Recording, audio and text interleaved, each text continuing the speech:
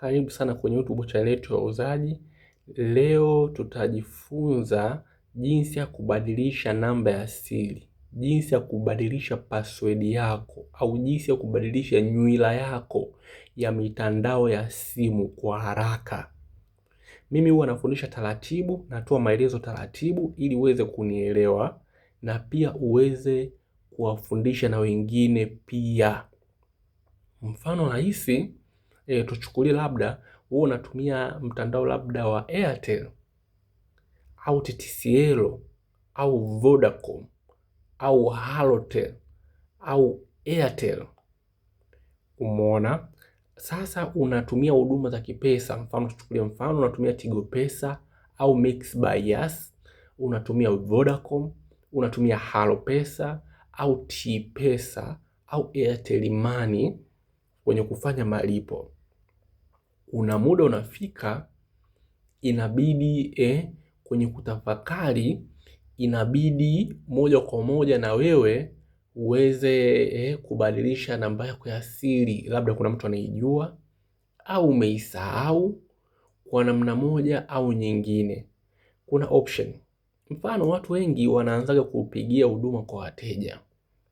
Mtu anatoka huko papa, anapiga 100, anampata huduma kwa wateja, anachagua pale badilisha namba ya siri, lakini mwisho wa siku inakuwa inaleta mlolongo mrefu kidogo, kwa sababu huduma kwa wateja lazima akuulize maswali, labda hivi na hivi, kwa inakuwa inachukua muda mrefu. Kingine ambacho sijakisema kabla kuendelea, namba ya siri siku zote unayoweka hapa ni siri yako wewe.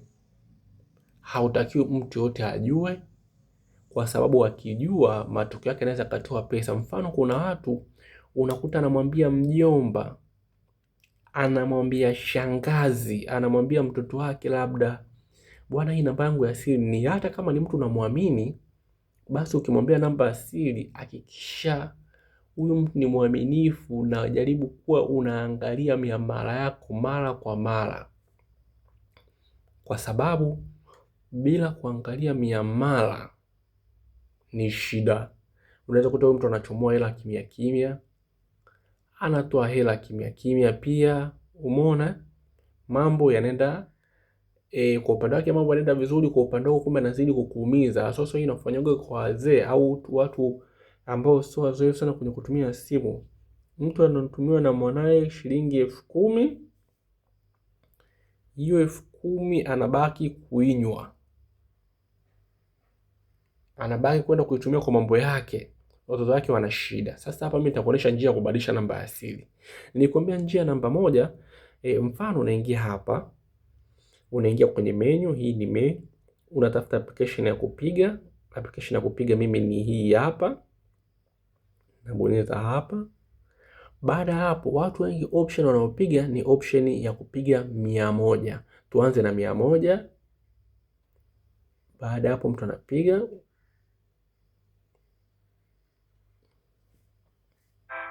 For English, press 1. Kwa Kiswahili, bonyeza 2. Unaona hapa mtu anabonyeza 2. Asante kwa kuchagua Yas Business. Simu yako ni muhimu sana kwetu. Tafadhali subiri kuendelea kwa Kiswahili. Kwa huduma za M-Pesa, bonyeza 1.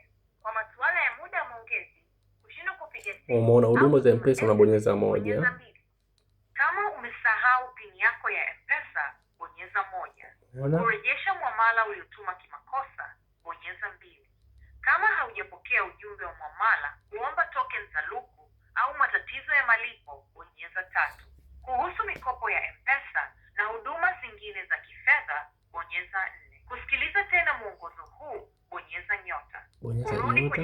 Kama umesahau pin yako ya M-Pesa, umeona umesahau pin ya M-Pesa unabonyeza 1. Kama namba hii imesajiliwa kwa taarifa zako, bonyeza 1. Kama vinginevyo, bonyeza 2. Unakuta imesajiliwa labda kwa taarifa yako wewe, unabonyeza 1. Asante kwa kupiga Vodacare. Simu hii inaweza kurekodiwa ili kutusaidia. Umeona? Baada ya hapo unaongea na utoa huduma kwa wateja, kisha atakuuliza maswali. Baada ya hapo utaweza kubadilisha namba yako ya siri. Option nyingine rahisi, mfano Tigo unapiga *150 *01 leli. Baada hapo nitapiga kwa Yas, italeta hivyo. Baada hapo utaingia namba 6 jihudumie, umeingia. Baada hapo utaingia namba ya siri. Umeona? Namba ya siri utabonyeza namba ya siri. Wewe namba ya siri, huduma kwa wateja, namba ya siri utabonyeza namba 4. Baada hapo utaweka badili namba ya siri au weka upe namba ya siri, utabonyeza badili namba ya siri namba 1. Ingiza namba ya siri ya zamani, basi hapo utaweka namba ya siri ya zamani labda bla bla. Alafu baada hapo ukituma send atakwambia weka namba mpya, basi utaweka namba mpya, alafu utakuwa umemaliza moja kwa moja swala la wekaji namba ya siri. Hiyo ni option nyingine. Mimi nimefanya haraka haraka ili isikate, maana hii inakuwa na connection timeout. Kwa connection timeout inakuwa inatoa mtu kama inakuwa ina cancel, kama hiyo umeona ime cancel connection timeout, kwa sababu unakuta moja kwa moja muda umeisha wa kuitumia. Kwa hiyo nadhani kwa kulimit na security kwa upande wao wanakuwa nakutoa, lakini hiyo ndio njia rahisi. Kwa hapo utaandika namba ya siri ya zamani. Baada hapo utakaa kidogo, kama itakuja nyingine, ukishatuma tu send hapa itakuja nyingine, weka namba ya siri mpya. Basi utaweka namba ya siri mpya, utakuwa umemaliza. Kwa sababu namba ya siri, hakikisha kwanza mtu anaweka, mtu aweze kuiotea kiurahisi. Vigezo vya namba ya siri bora, cha kwanza moja kwa moja isiwe namba inayoepuka kirahisi. Mfano unaweka 1 2 3 4, hiyo sio namba ya siri. Namba ya siri inabidi unaweka namba ambayo kidogo mtu kuoteta kwa ngumu, ambayo sio tarehe yako na mwezi au sio mwaka wako kuzaliwa. Mfano mwingine amezaliwa 98 labda au 95, basi anaandika labda 85, anaandika 1995 labda kama ndo namba yake ya asili. Hiyo haifai, kwa sababu mwisho wa siku mtu mzuri kuotea, kwa sababu watu wengi wanajua, watu wazima, baadhi ya watu wazima huwa namba ya asili ni mwaka wao wa kuzaliwa.